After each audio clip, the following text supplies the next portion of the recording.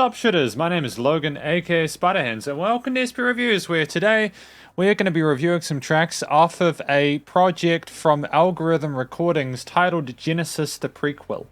Now if we switch over to here, we have the art on the screen here.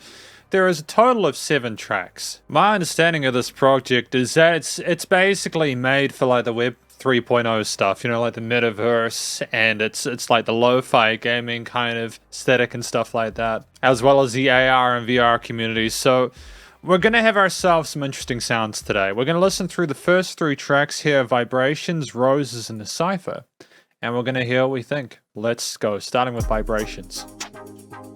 Oh, cutting to the chase. Absolutely no filler. Oh, cool, we got some lovely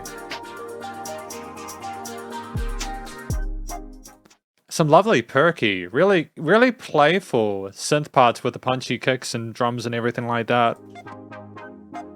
Some interesting, because obviously I'm assuming this is going to be an instrumental. You know, there's different textures to these synth sounds, but they slot together well in the overall arrangement. Kind of reminds you a little bit of future-based stuff, you know? That occasional bap, bap kind of slot, it kind of creates this sub-groove to what's happening with the percussion. It's nice to have those hi-hats coming in now as well, adding a little bit of extra intensity to the mix, as well as a sub-drop there, which I wasn't expecting.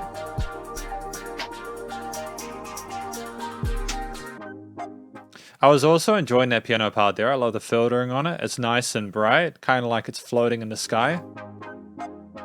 I like that we're taking away and reinstantiating elements of into the mix where appropriate.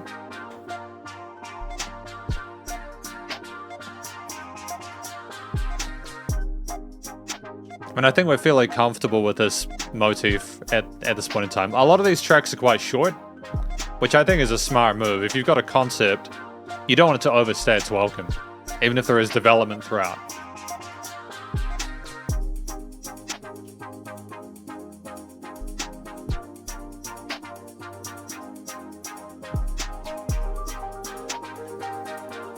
Yeah. I don't know whether that's automation or something they're using to bring the piano like that, but it's a really smooth introduction to it, or a really smooth reintroduction, as I know I've had it before.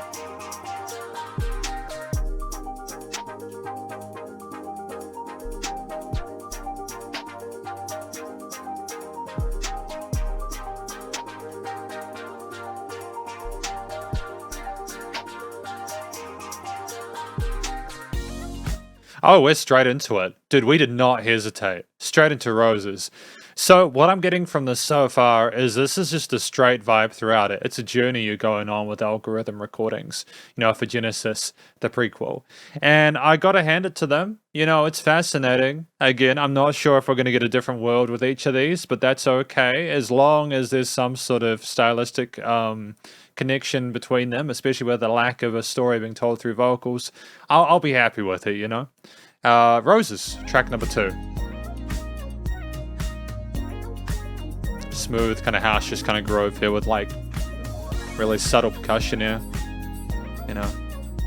It's still punchy and there's some nice side shading involved, but there's no aggression or anything like that. It's very cute. Sounds very cute throughout. These Moogish synths, whatever we've got going on here. Little extended harmonies here as well. Nice occasional tom fills as we're sub-layering a different additional sort of tom elements.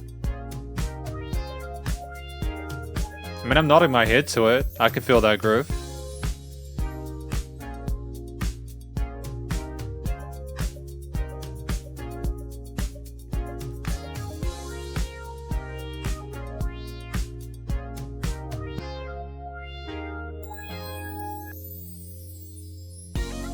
It's nice to have that bell tree coming at the end there. Have a little bit of space before this next section. Having a little bit of space in the composition is important because it allows you to both appreciate what's come before it in regards to whatever different ingredients you had, but also to kind of miss it a little bit. to want it back, and then it comes back and you're grateful for it, as long as it sounds good, which of course it does. A little bit of a change in the approach to the theme here, but that's okay. Nice to have slightly different voicings as we go through, but it's a bit of a shame when you copy and paste.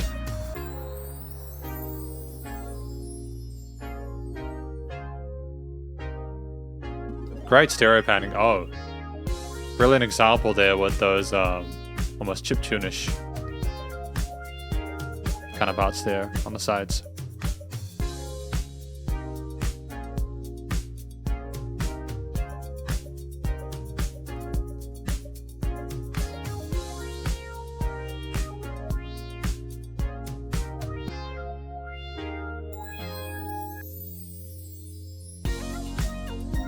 Yeah, I'm liking how we've segmented the song into various elements here. Again, it's a short track, but it's easy to identify where we're at and where we're going at this point, having already been introduced to a lot of it before.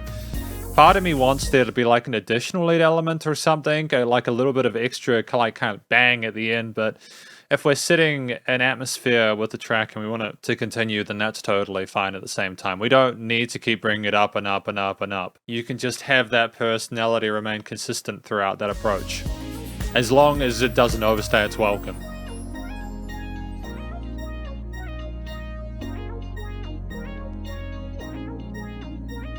Because it's kind of that oscillation modulation of some of the synths we heard in late 90s hip-hop and stuff like that as well, which is kind of dope. Does have some R&B kind of popish vibes to it, in addition to everything else. The wind. The wind, it sounds like the wind passing you by, you know? It's great. Again, the track did sound different to the first. You know, that may seem like, well, of course it did. No, you can't always assume that's the case. Occasionally, you'll get musicians who'll just have that similar musical theme or chord progression or tone to their instruments throughout to a point where you've heard the first song and you know the rest. That isn't the case with algorithm recordings. You know, they've got a goal in mind for this Genesis the Prequel project, but at the same time, they know that they have to have some variety in there. But this is track 3, of course, the Cypher. Oh, some vocal chops, some samples there. This isn't something we've had before, so I'm appreciating the change there. Oh, that's sub bass. Oh. Turntablism?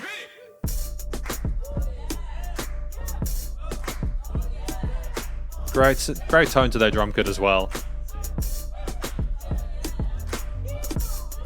It kind of does sound like it's being made by like a drum machine or something like that. I'm thinking APC for some reason. I was thinking the Akai MPC. That's right. That's okay. Akai MPC. Is that an 808 or something like that going on amongst the turntablism, the scratching?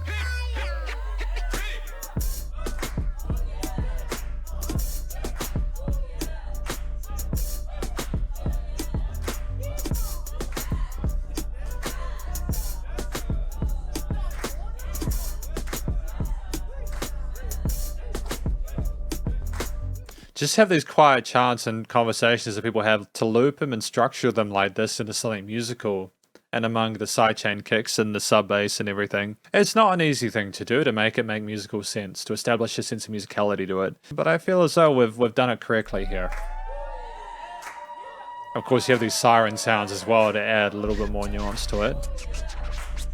Nice panning of the scratching on the left and right of stereo field there. It's cool automation there. Well, not automation, but like, I suppose it's post-production in it. Could you possibly rewind and come again?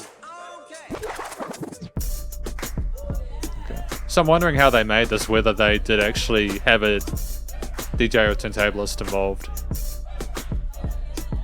I mean, that's obviously possible.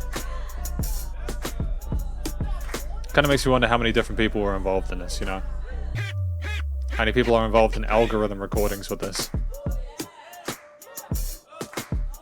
There's a very, very faint or higher pitched, like, oscillating pad that's going in and out on the offbeat. 1 and 2 and 3 and 4 and...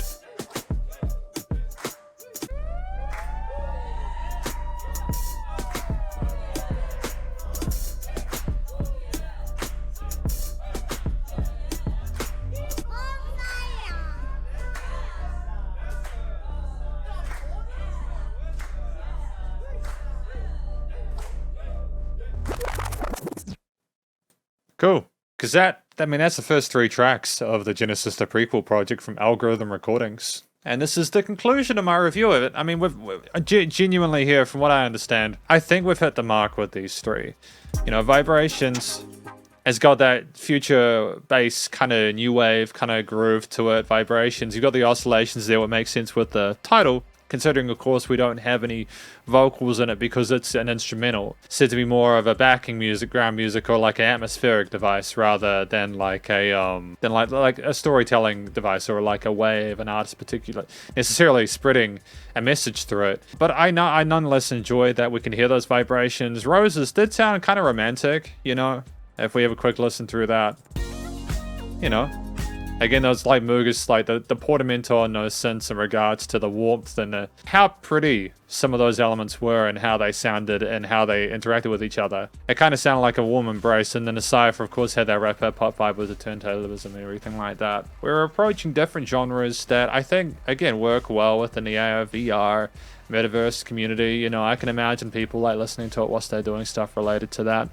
It seems appropriate for the vibe. I don't know what the other 4 tracks are like, but I'm sure that they're appropriate as well, because if we get the first 3 right, usually the next 4 are as well. It's always a shame when people start strong and then they kind of lose their way at the 3rd track, but these first 3 were great. I enjoyed them each individually, and they made sense as a whole. Again, there was a lack of vocals in here, but the lead elements were great. We had several different melodic passages or sequences in each of these tracks, and at no point did I get bored of them. Again, I understand why we didn't necessarily add an extra element at the end of each of these to kind of bring it up a little bit. We established what the expectations were at the start of each piece and kept that the whole way, and I think it was meant to be just 2 to 2.5 minutes of this is the mood we want, and then you're going to get a different mood at the next track, and then that's absolutely fine. But there was catchiness to those ideas, and they transitioned well into each other. The harmonies between the different synth parts, the bass, the drums,